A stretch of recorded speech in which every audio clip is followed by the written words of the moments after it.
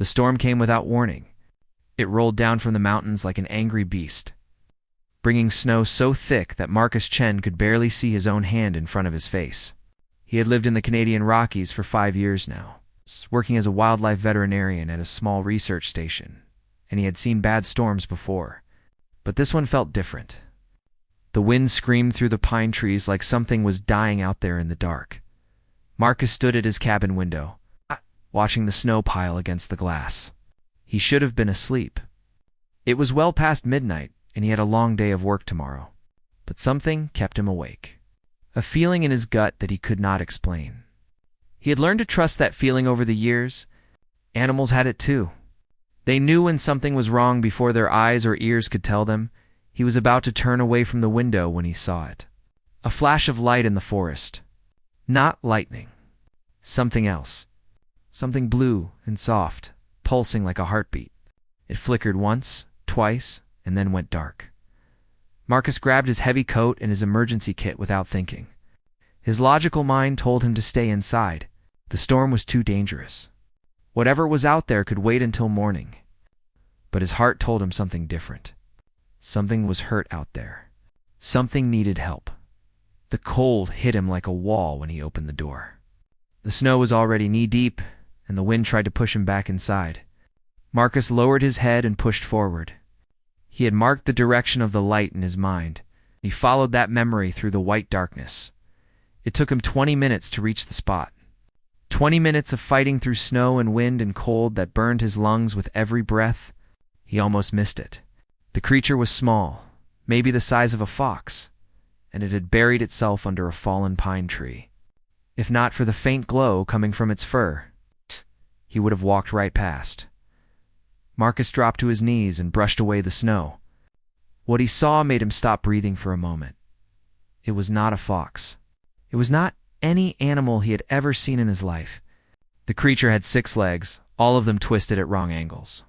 Its fur was silver and white, and it glowed with a soft blue light that pulsed weakly, like a candle about to go out. Its eyes were closed, and silver blood leaked from wounds on its side, melting the snow where it fell. For a long moment, Marcus just stared. His brain tried to make sense of what he was seeing. This was impossible. This creature should not exist. It was not from Earth. It could not be from Earth. The creature made a small sound, a whimper of pain that cut through the howling wind and went straight to Marcus's heart. He stopped thinking about what was possible. He started thinking about what was necessary. Marcus wrapped the creature in his coat as gently as he could. It was lighter than it looked, and its body was cold.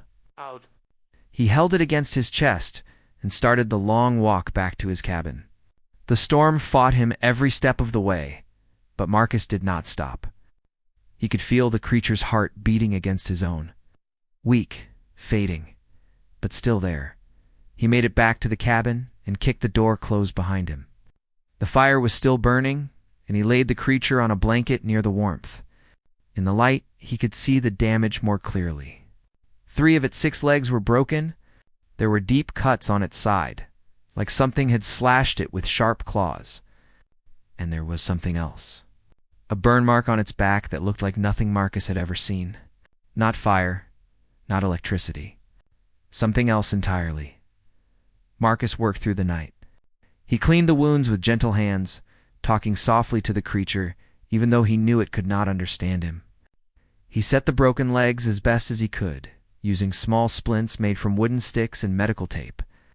The creature's biology was alien, but bones were bones. Wounds were wounds. Pain was pain. These things were universal. The hardest part was the silver blood.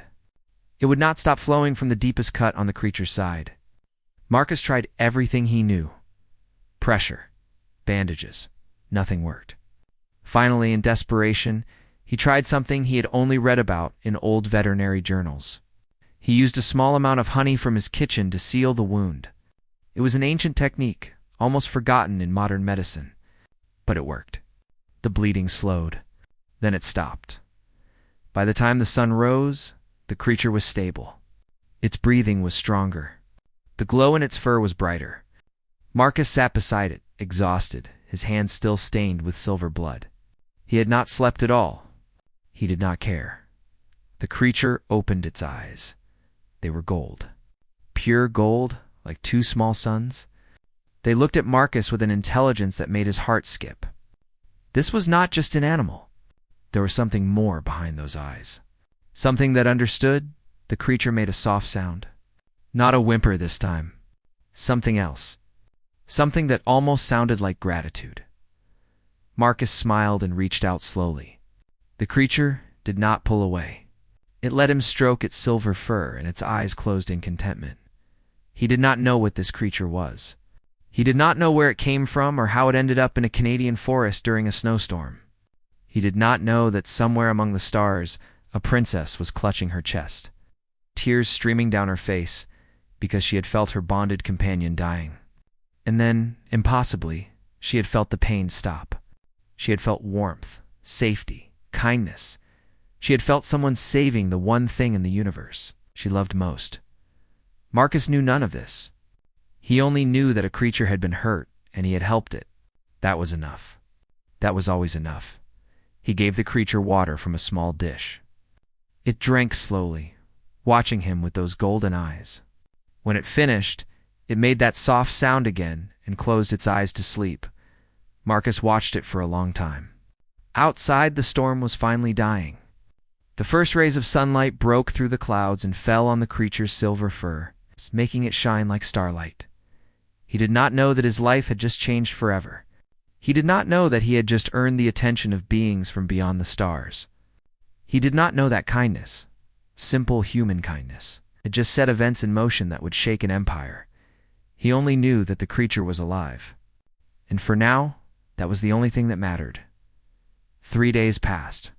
The creature, which Marcus had started calling Little Star because of the way its fur glowed at night, was healing faster than should have been possible. By the second day, it was eating small amounts of food that Marcus had carefully prepared by studying what its body seemed to need. By the third day, it was walking on 4 of its 6 legs, the other 2 still wrapped in splints. Little Star followed Marcus everywhere. When he sat by the fire to read, it curled up at his feet. When he cooked food, it sat on the counter and watched with curious golden eyes. When he slept, it slept beside him, its soft glow filling the dark room with gentle light. Marcus had never felt such instant connection with any creature before. It was like Little Star understood him, like they shared something deeper than words. On the morning of the 4th day, Marcus woke to silence. Not the normal silence of a winter morning. Something else. Something heavy and strange. The birds were not singing. The wind was not blowing. Even the trees seemed to be holding their breath. Little Star was standing at the window, its fur glowing brighter than Marcus had ever seen. It was making a sound. A high musical note that seemed to vibrate in Marcus's chest. It sounded like a greeting. Marcus walked to the window and looked outside. His heart stopped. The sky was full of ships. Massive silver vessels that hung in the air without any visible support. They made no sound. They cast no shadows. They simply floated there, beautiful and terrifying, like something from a dream. As Marcus watched, smaller ships descended from the larger ones. They landed in the clearing around his cabin, and figures emerged from them. Tall figures in flowing cloaks that shifted color with every movement. They wore armor that seemed to be made of liquid metal. They carried weapons that glowed with the same blue light as Little Star's fur. Marcus should have been afraid. Any normal person would have been afraid. But fear had never been Marcus's first response to the unknown. Curiosity was. And right now, his curiosity was mixed with something else. A protective instinct that made him step between the window and Little Star. He walked to his front door and opened it. The alien stopped moving. There were maybe 20 of them now, forming a half circle around his cabin. They were humanoid, but taller than any human. Their skin was pale blue, and their eyes were silver. They watched Marcus with expressions he could not read. One of them stepped forward and spoke in a language Marcus did not understand. The words were musical, like water flowing over stones. When Marcus did not respond, the alien touched something on its wrist, and suddenly the words made sense. You will surrender the Valkyrie immediately. Resistance will result in termination. Marcus looked at the alien. Then he looked at the weapons pointed at him. Then he looked back at the alien. "The fox thing needs another week before it can travel safely," he said. "3 of its legs are still healing. If you move it now, you risk permanent damage to the bone structure." The alien stared at him. For a long moment, nothing happened. Then there was movement at the back of the group. The soldiers parted, and someone new walked through. She was the most beautiful being Marcus had ever seen. She was tall, like the others, with the same pale blue skin and silver eyes. But there was something different about her, something that made it impossible to look away. Her hair was long and white, flowing behind her like a river of moonlight. Her armor was more ornate than the others, decorated with symbols that seemed to move and shift, and her face held an expression that Marcus recognized immediately. She was surprised. Princess Kelith Vershan, heir to 12 star systems, had come to this primitive planet expecting to find her beloved Lyris in a cage. She had expected to find a savage creature barely intelligent enough to use fire. She had prepared herself for anger, for violence, for the need to destroy whoever had dared to touch her bonded companion. She had not prepared for this. The human was not armed. He was not afraid. He stood on his small wooden porch in simple clothes, and he looked at her with calm eyes that held no fear, no greed, no hatred, only concern. And behind him, visible through the open door, was Lyris, her precious Lyris, who she had thought was dying just 3 days ago, who she had felt slipping away through their bond. Lyris was standing on her own legs, her fur glowing with health, and she was looking at this human with an expression that Kelith knew well. Trust. Complete and absolute trust. Kelith walked forward slowly.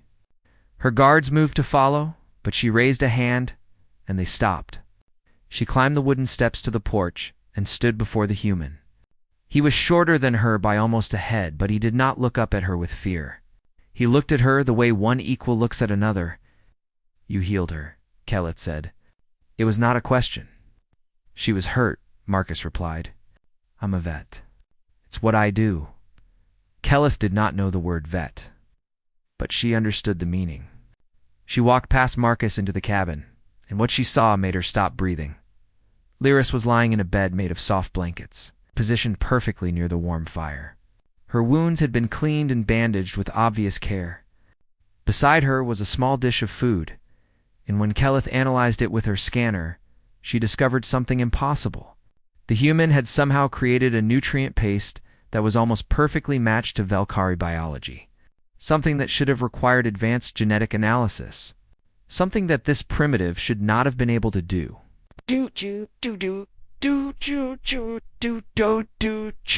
She whispered. Marcus shrugged. I watched what she would eat and what she would not eat. I tested small amounts of different things. I paid attention to how her body responded. It took a lot of trial and error, but eventually I figured out what worked. He said it like it was simple. Like it was obvious. Like anyone would have done the same, but Kelith knew better. She had studied humans when her empire first discovered this planet. She knew what they were supposed to be. Primitive, aggressive, barely past their industrial age. A species that killed its own kind over resources and territory. A species that destroyed its own planet for short-term gain. This man did not match anything in her files. Lyra stood up slowly and walked to Marcus. She pressed her head against his leg and made a soft sound of affection. Through their bond, Kelith felt what Lyris felt. Safety, warmth, love. This human had saved her life. This human had treated her with more kindness than most Silurians ever had. This human, who had nothing to gain and everything to lose, had walked into a deadly storm to save a creature he had never seen before. Kelith looked at Marcus Chen, and something shifted in her chest. Something she had never felt before. She turned to her guards. Stand down. We will be staying here for some time. I need to ensure Lyris is fully healed before transport. The guards exchanged confused glances but obeyed. They had never seen their princess look at anyone the way she was looking at this human. Kelith turned back to Marcus. I am Princess Kelith version of the Silurian Empire. The creature you saved is Lyris, my bonded companion. By the laws of my people, I owe you a debt that cannot be measured." Marcus looked at her for a long moment. Then he nodded. "Would you like some coffee? It's cold outside, and I just made a fresh pot." Kelith had no idea what coffee was, but she found herself smiling for the first time in months. "Yes," she said. "I would like that very much." 1 week turned into 2. 2 weeks turned into 3. Princess Kelith kept finding reasons to stay on Earth, and her reasons kept getting weaker. First, she needed to monitor Lyris's recovery. Then she needed to study human medicine for her empire's records. Then she needed to assess Earth's threat level for future contact. Her guards knew the truth, even if they did not speak it aloud. Their princess was not staying for any of those reasons. She was staying for the human. Marcus Chen was unlike anyone Kelith had ever known. He did not bow when she entered a room. He did not watch his words carefully to avoid offending her. He argued with her about Lyris's diet, insisting that the nutrient paste he made was better for her healing than the Silurian supplements Kelith's medics had brought. And worst of all, he was right. They talked for hours every day. Marcus asked questions about her empire with genuine curiosity. It's not with the greed of a politician or the fear of a conquered people. He wanted to know what the stars looked like from her homeworld. He wanted to know about her family. He wanted to know what she did for fun. That last question made Kelith pause. No one had ever asked her that before. Princesses did not have fun. Princesses had duties. "I used to paint," she admitted one evening, as they sat by the fire. Lyris was sleeping between them, her fur glowing softly in the dim light. "When I was young, before the responsibilities became too heavy, I would paint the sunsets over the crystal sea, the way the light would break into 1,000 colors as it touched the water. Do you miss it?" Marcus asked. "Every day." He was quiet for a moment. Then he stood up and walked to a closet in the corner of the room. When he came back, he was carrying a box of old paints and a canvas. "These belong to my mother," he said. "She passed away a few years ago. I kept them because I could not bear to throw them away, but I think she would have wanted them to be used." Kelith looked at the paints, then at Marcus. Her eyes were shining with something she could not name. "I cannot accept this. These were your mother's. She spent her whole life helping people," Marcus said. "Giving you something that makes you happy is exactly what she would have wanted." Kelith took the paints. That night, for the first time in 20 years, she painted. As the days passed, Kelith found herself telling Marcus things she had never told anyone. She told him about the assassination attempts. 3 in 2 years. Members of her own court who thought she was too soft to rule. Too weak, too kind. "They say kindness is a flaw," she said bitterly. "They say a ruler must be hard, must be willing to sacrifice everything for power. They look at me and see someone who will destroy everything my ancestors built." Marcus was quiet for a long time. When he spoke, his voice was soft but firm. "I work with animals every day. Predators and prey. The strong and the weak. You know what I have learned? The strongest animals are not the most aggressive ones. They are the ones who know when to fight and when to show mercy. A wolf that kills everything in its path will destroy its own food supply and starve. A wolf that protects its pack and hunts only what it needs will survive for generations." He looked at her with those calm brown eyes. "Kindness is not weakness, Kelith. It is the hardest kind of strength. Anyone can destroy. It takes real power to build, to heal, to protect." No one in 12 star systems had ever spoken to her like that. No one had ever looked at her and seen not a princess, not an heir, not a political tool, but a person. A person who was tired of pretending to be something she was not. Kelith felt tears on her face. She did not wipe them away. 2 nights later, the assassins came. Marcus woke to the sound of Lyris growling. It was a sound he had never heard from her before. Low and dangerous, like thunder before a storm. He reached for her in the darkness, but she was already moving, her body glowing bright enough to light the room. The window shattered. 3 figures came through, moving faster than anything human could move. They wore black armor that seemed to absorb light, and they carried blades that glowed red with heat. They were heading for the bedroom where Keleth was sleeping. Marcus did not think. He grabbed the hunting rifle from above his fireplace and stepped into their path. "I'll move?" "Human," one of them hissed. "This does not concern you." "You are in my house," Marcus said. His voice was steady even though his heart was pounding. "That makes it my concern." The assassin raised its blade. Marcus raised his rifle. He knew it was useless. He knew these beings could kill him before he could pull the trigger, but he did not move. He would not move. The cabin door burst open. Keleth's guards flooded in, weapons blazing. The fight was short and brutal. The assassins were skilled, but they were outnumbered. Within seconds, 2 were dead, and the 3rd was pinned to the ground. But not before one of them got past the guards. Not before one of them raised a weapon and aimed it at Keleth, who had just emerged from the bedroom. Marcus did not think. He threw himself in front of her. The plasma bolt hit him in the shoulder. Pain like nothing he had ever felt exploded through his body. He heard Keleth scream. He heard Lyris howling. Then everything went dark. He woke up in a medical pod. The technology was far beyond anything on Earth, all soft lights and floating displays. His shoulder was healed, not bandaged, not stitched. Healed completely, like the wound had never existed. Keleth was sitting beside him. Her face was pale, and her eyes were red from crying. When she saw him awake, she let out a sound that was half laugh, half sob. "You fool," she whispered. "You stupid, brave, impossible fool. You could have died. Are you okay?" Marcus asked. She stared at him. Then she started laughing. It was a strange sound, broken and beautiful at the same time. "I am a princess of an empire that spans 12 star systems.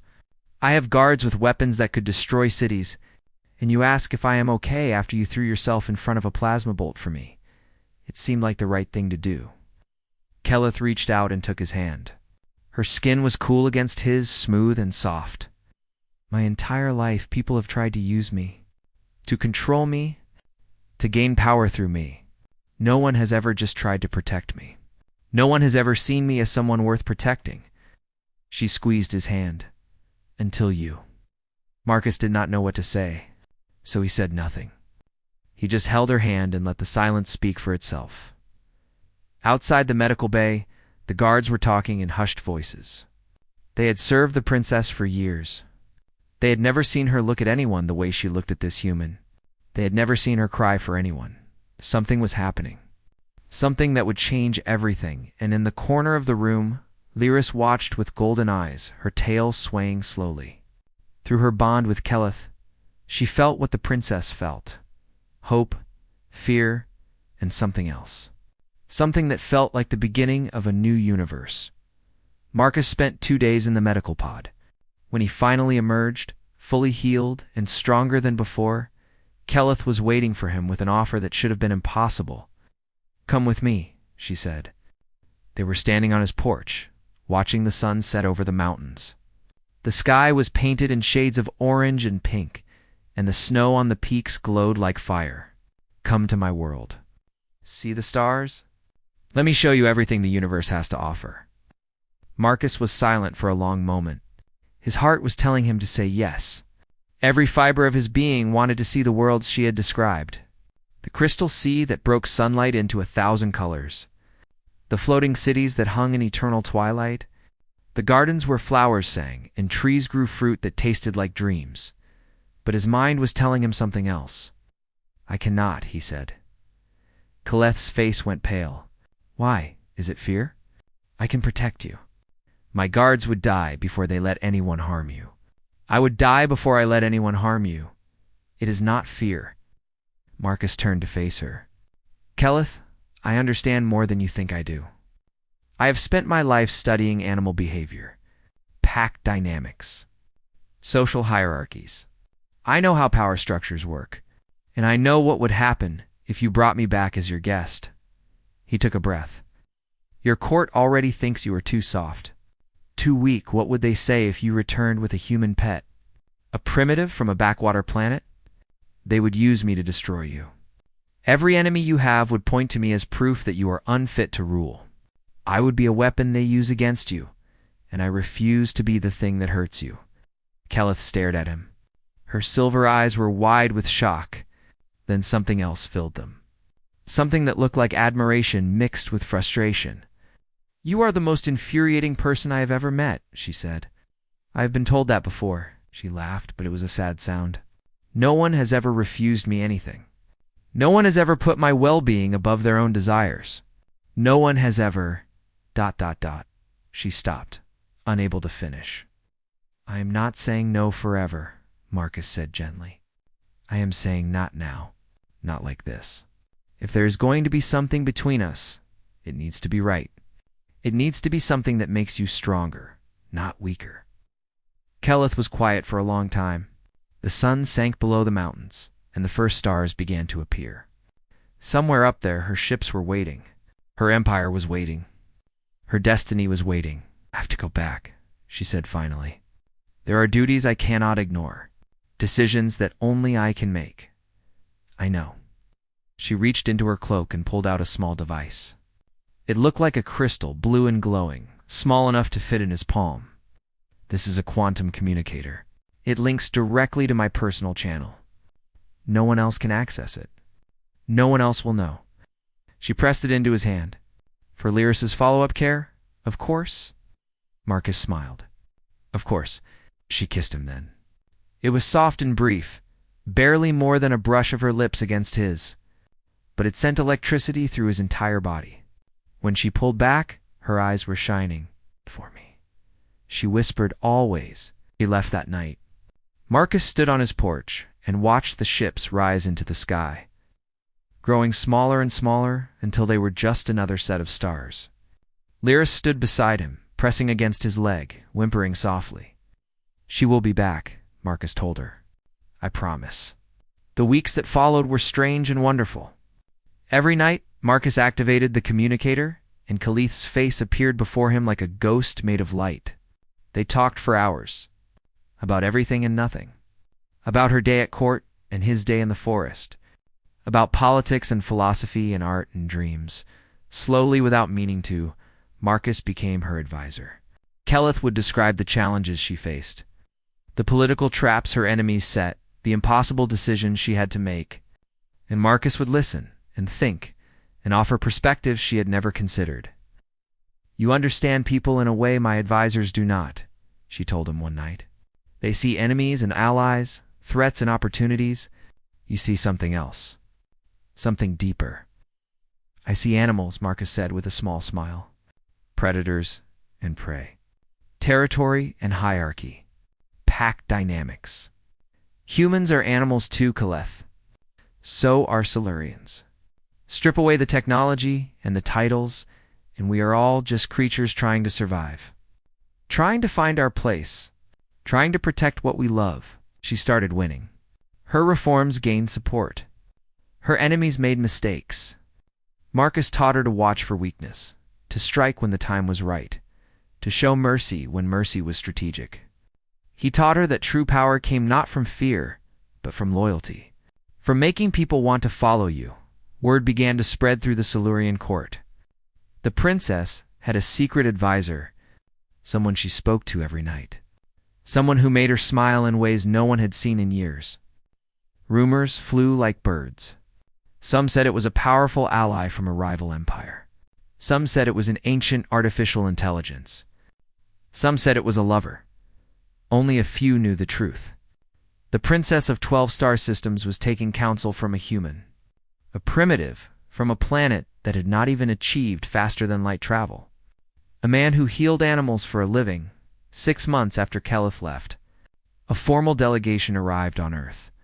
Their ship landed in the same clearing where Keleth's fleet had appeared, and a group of Silurian nobles stepped out into the snow. They wore robes of impossible colors and looked at the forest around them with barely hidden disgust. Marcus was waiting for them on his porch. Lyris stood beside him, her fur glowing bright, her golden eyes fixed on the visitors with an expression that was almost protective. The leader of the delegation, A tall Silurian, with cold silver eyes and a face like carved stone, stepped forward. "You are the human Marcus Chen," he said. It was not a question. I am. I am Lord Voreth, High Minister of the Imperial Court. I have been sent to assess your suitability. My suitability for what? Lord Voreth smiled. It was not a kind smile. The princess speaks of you constantly. She values your counsel above that of advisors who have served the Empire for centuries. She refuses to consider any of the noble suitors who have been presented to her. His eyes narrowed. She has made it clear that her heart belongs to you. Marcus felt his chest tighten. He had known this moment would come. He had prepared for it. But nothing could truly prepare a person for being judged by an alien empire. Ah, I am here to determine if you are worthy of her attention, Lord Voreth continued. You will be tested. Your mind, your body, your character. If you fail, you will never see the princess again. Do you understand? Marcus looked at the Lord. Then he looked at the other nobles, with their expensive robes and their condescending eyes. He thought about Keleth. He thought about the nights they had talked until dawn. He thought about the way she laughed when he made jokes about alien politics. He thought about the way she looked at him like he was the only star in her sky. I understand, he said. Lord Voreth nodded. Then let us begin. The test would be impossible. They were designed to be impossible. No primitive could match the knowledge of Silurian scholars. No human could match the strength of Silurian warriors. No backwater animal healer could possibly prove himself worthy of a princess. But Lord Voreth did not understand something important. He did not understand humans. He did not understand that they had been fighting impossible odds since they first climbed down from the trees. He did not understand that stubbornness and heart could overcome any obstacle. He was about to learn. The tests were brutal for 3 days. The Silurian delegation threw everything they had at Marcus Chin. Scholars who had studied warfare for centuries challenged him too. Strategic games that had hundreds of rules and thousands of possible moves. He lost every single one. Scientists with knowledge of 1,000 worlds quizzed him on physics and biology and mathematics that were centuries beyond human understanding. He could barely answer a single question. Warriors in powered armor invited him to demonstrate his combat skills. He lasted less than 10 seconds. Lord Voreth watched it all with a satisfied smile. This was exactly what he had expected. This primitive was nothing. He would return to the Empire with proof that the princess's infatuation was foolish. She would be forced to accept a proper suitor. Order would be restored, but on the 4th day, everything changed. It started with a cough. One of the younger nobles, a scholar named Cerise, began coughing during the morning meal. Within an hour, she had collapsed. Within 2 hours, half the delegation was sick. By sunset, everyone except Marcus and Lord Voreth was lying in the medical bay of their ship, fighting for their lives. The Silurian doctors worked frantically, but nothing helped. The disease was something they had never seen before. It attacked the nervous system, shutting down organs one by one. Their most advanced treatments did nothing.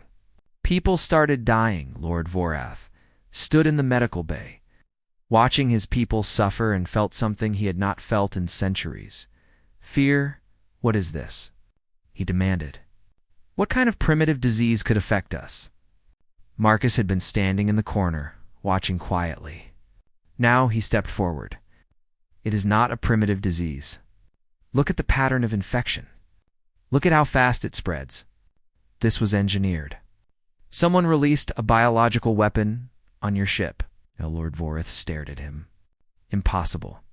Our security is perfect. No one could he stopped. His face went pale as understanding dawned. The assassins. Keleth's enemies. They knew we were coming here. They knew you would be isolated. Far from help. This was never about testing me. This was about killing everyone close to the princess. About sending a message. The Lord looked at his dying people, then back at Marcus. For the first time, there was no arrogance in his eyes. Only desperation. Can you help? Your primitive medicine? Can it do anything? Marcus was quiet for a moment. His mind was racing, putting together pieces of a puzzle that should have been impossible to solve. He had watched the doctors work. He had seen their treatments fail, and he had noticed something they had missed. Something small. Something that made all the difference. "Show me their biology," he said. "Show me everything." The next 12 hours were the longest of Marcus's life. The Silurian doctors shared their knowledge freely, desperation overcoming their pride. Marcus absorbed information that should have taken years to learn. Alien physiology, genetic structures, cellular biology. It was overwhelming. It was impossible. But Marcus had spent his entire career doing the impossible. He had saved animals that every other vet had given up on. He had found solutions where none existed. He had learned to look at problems from angles no one else considered, and now, in the flickering light of an alien medical bay, he found something. "Your medicine is too advanced," he told the doctors. "You were trying to fight the disease directly, attacking it at the cellular level, but this weapon was designed to counter that approach. It adapts. It evolves. The more you attack it, the stronger it becomes." "Then what do we do?" one of the doctors asked. "We do not attack the disease. We strengthen the body. 200 years ago, on Earth, we had a similar problem. Diseases that evolved too fast for our treatments to keep up. We could not kill them. So we helped the body fight them instead." He pointed at a display. "Your immune systems are more complex than ours, but the principle is the same. Boost the body's natural defenses. Support the organs while they fight. Do not cure the disease. Let the body cure itself." "That is primitive," another doctor said with disgust. "We abandoned such approaches a millennium ago." "Maybe that is why this weapon works against you," Marcus replied calmly. "Sometimes the old ways are the best ways.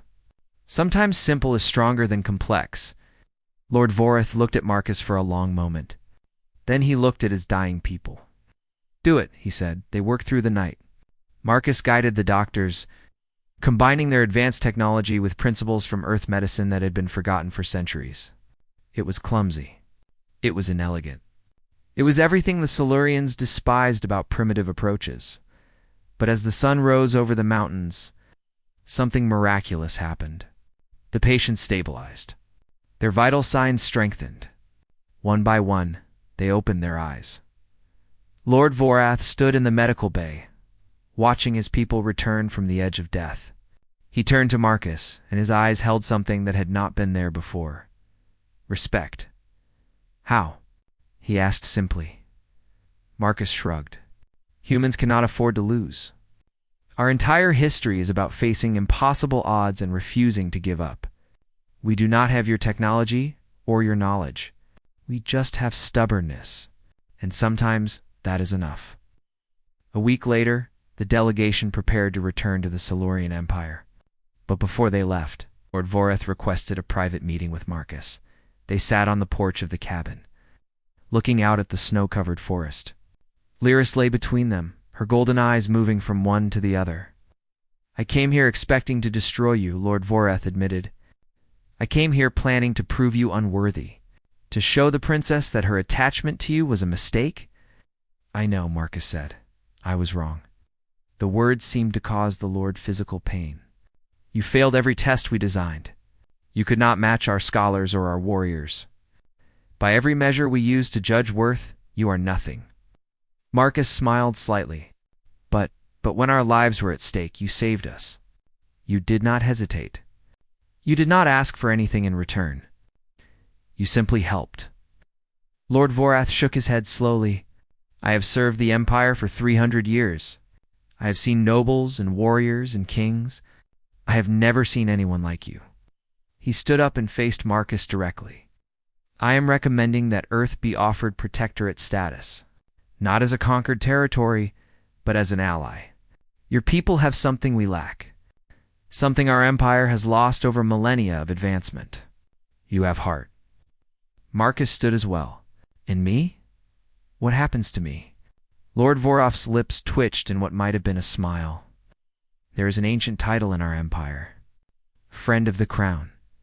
It has not been granted to an outsider in 3,000 years. I am recommending that you receive it." He paused. It is not marriage. Silurian courtship takes decades, but it is a beginning. A recognition that you are worthy of the princess's attention. 1 year after Marcus first found Lyris in the snow, a ship descended from the stars. It was smaller than the others had been, more elegant.